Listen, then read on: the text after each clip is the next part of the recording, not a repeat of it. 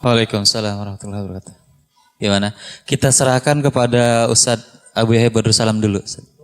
Oh, doktor dulu.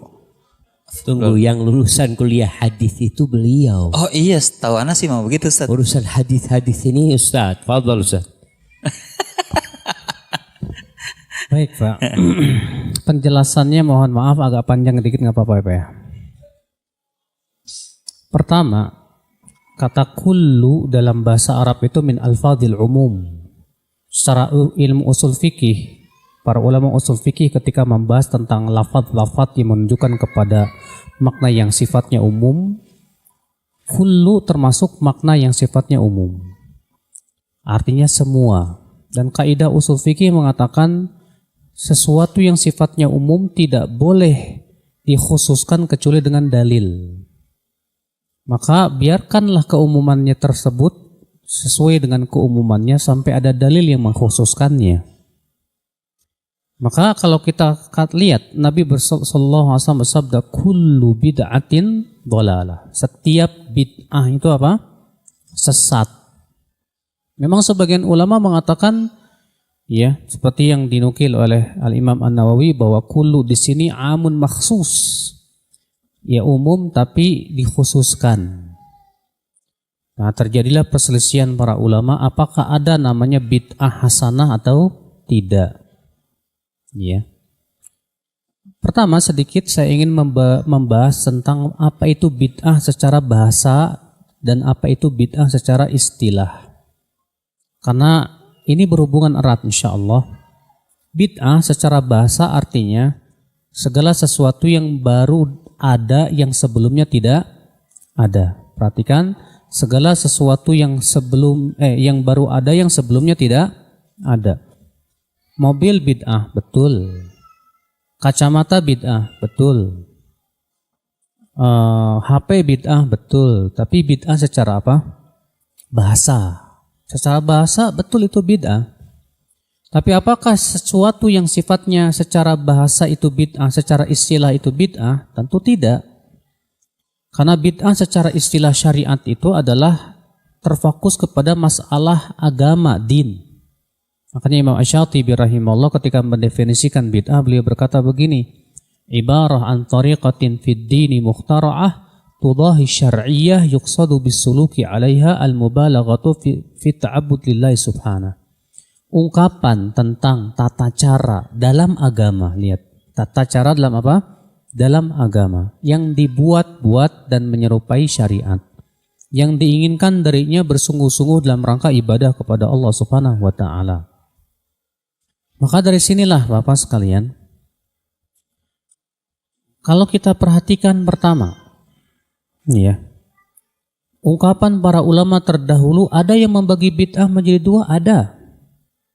Imam Asy-Syafi'i rahimahullah mengatakan al-bid'atu bid'atan. Bid'ah ada dua macam. Bid'atun mahmudatun wa bid'atun madmumatun. Bid'ah yang tercela dan bid'ah yang terpuji. Ya, dan ini yang selalu dijadikan sandaran oleh mereka yang mengatakan adanya bid'ah hasanah. Ya. Demikian pula perkataan Umar bin Khattab. Umar bin Khattab mengatakan nikmatil bid'atu hadhihi. Sebaik-baik bid'ah itu ini. Ya. Namun Al-Hafidz Ibnu Rajab dalam kitab beliau Jami'ul Ulum wal Hikam berkata, ucapan Imam Syafi'i demikian pula Umar bin Khattab ini maksudnya bid'ah secara bahasa, bukan bid'ah secara apa? Istilah syariat. Ya. Bid'ah secara bahasa bukan istilah secara syariat. Taib Pak, saya pernah ada orang yang ngirimin WA ke saya di mana dia ingin membantah saya yang mengatakan bahwa bid'ah itu sesat. Dia berkata begini, Imam Syafi'i membagi bid'ah menjadi dua, bid'ah yang terpuji dan bid'ah yang tercela. Kenapa situ katakan bid'ah itu cuma satu sesat? Saya jawab, Imam Syafi'i membagi bid'ah menjadi dua. Bid'ah yang baik dan bid'ah yang buruk. Dan Imam Syafi'i mengatakan tahlilan itu bid'ah. Kenapa kalian tidak ikut Imam Syafi'i? Nggak bisa jawab dia. Kata saya berarti kalian itu tidak memahami praktek daripada Imam Syafi'i. Apa yang diinginkan oleh Imam Syafi'i? Berapa banyak perkara yang oleh Imam Syafi'i dianggap bid'ah, kalian katakan bid'ah hasanah. Padahal Imam Syafi'i mengatakan itu bid'ah dhalalah. Jadi ada sesuatunya kalian ini, kata saya. Berarti dalam perkataan Imam Syafi'i ini hanya jadikan tameng saja, Pak. Tapi kemudian dalam prakteknya malah menyelisihi daripada perbuatan Imam Syafi'i rahimahullah. Taib, Imam Nawawi rahimahullah juga termasuk ulama yang mengatakan adanya bid'ah hasanah. Tapi ketika beliau ditanya tentang sholat raghaib dan nisfu Sya'ban, beliau berkata apa?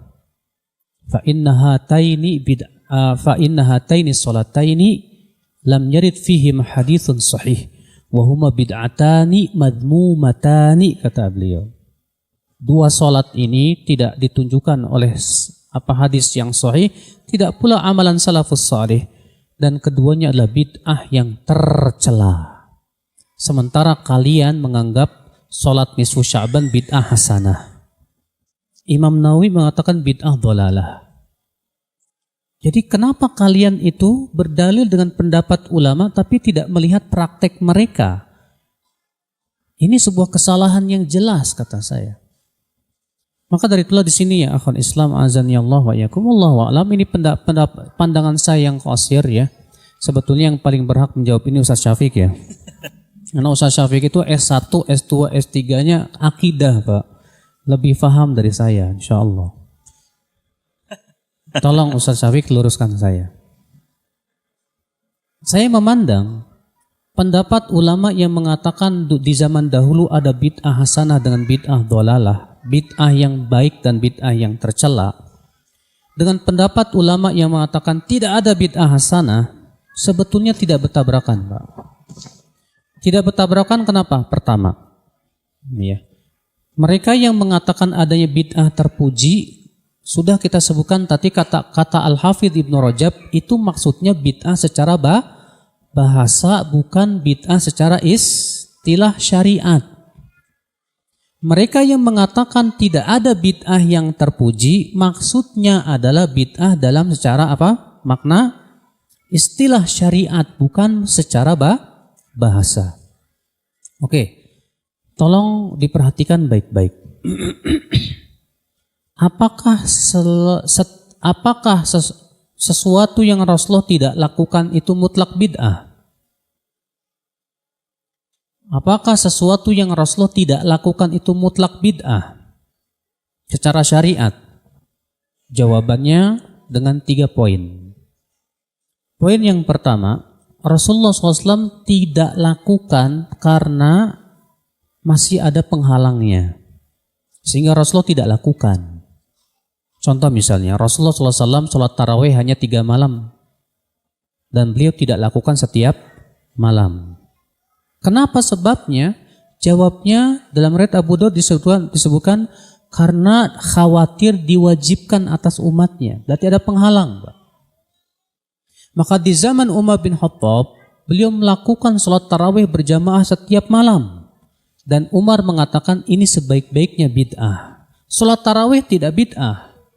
Cuma masalahnya adalah berhubungan dengan Umar melakukan sholat tarawih berjamaah setiap malam dengan satu imam di masjid.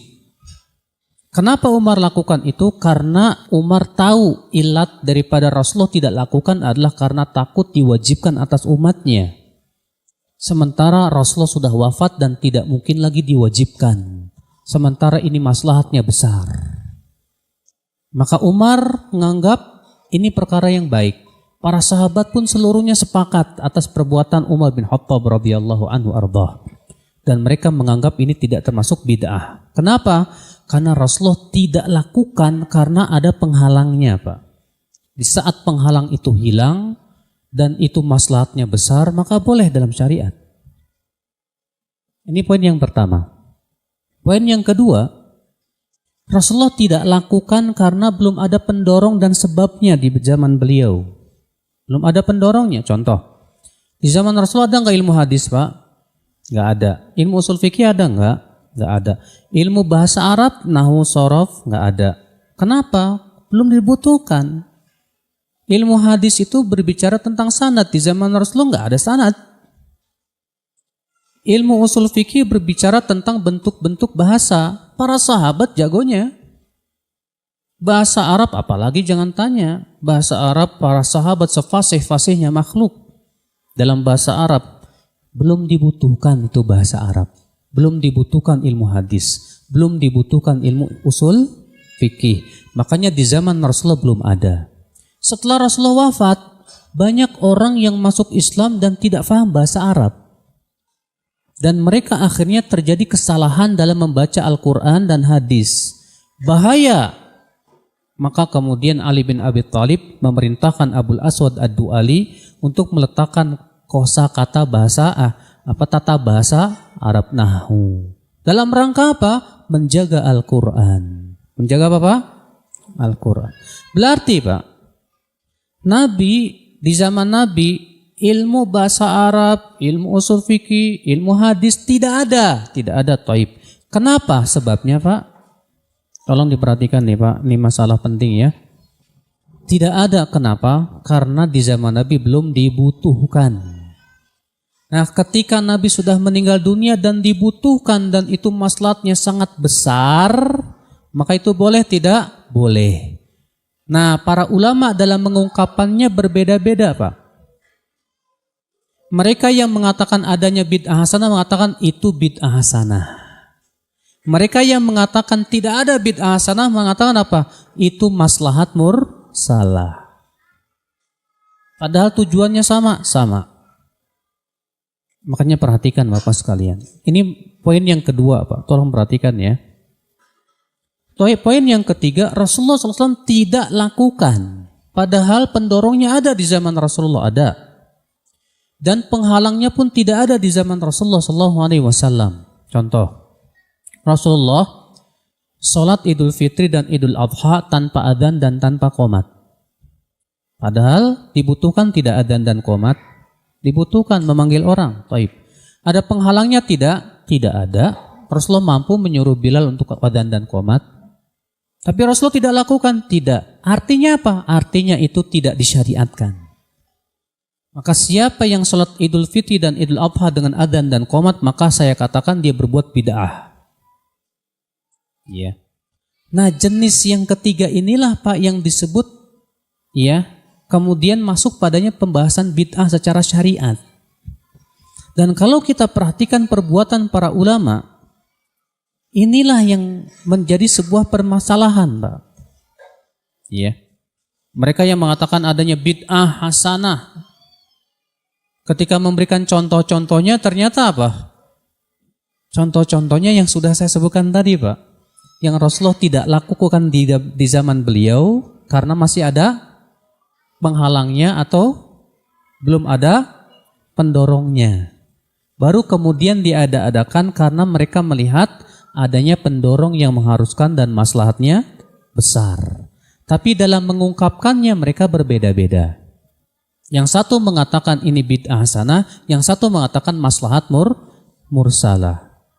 Oleh karena itulah Bapak sekalian, kalau kita melihat praktek-praktek para ulama dalam menilai suatu perkara itu bid'ah hasanah, beda jauh Pak dengan praktek di zaman sekarang. Di zaman sekarang itu yang penting menurut dia baik jadi bid'ah hasanah. Yang penting baik jadi bid'ah hasanah. Ini jelas membuka pintu kebid'ahan sebesar-besarnya dalam din. Sementara di zaman dahulu mereka melihat dengan kaidah-kaidah dan dhawabit yang sangat jelas. Kapan perkara itu menjadi boleh walaupun di zaman Rasulullah SAW tidak ada. Maka dari sinilah saudaraku ikhwatul Islam azani Allah wa iyyakum ya, bahwa ternyata poin pertama perkataan Umar bin Khattab, Imam Syafi'i dan para ulama yang mengatakan adanya bid'ah yang baik itu Pak, itu maksudnya bid'ah secara bahasa, bukan secara istilah.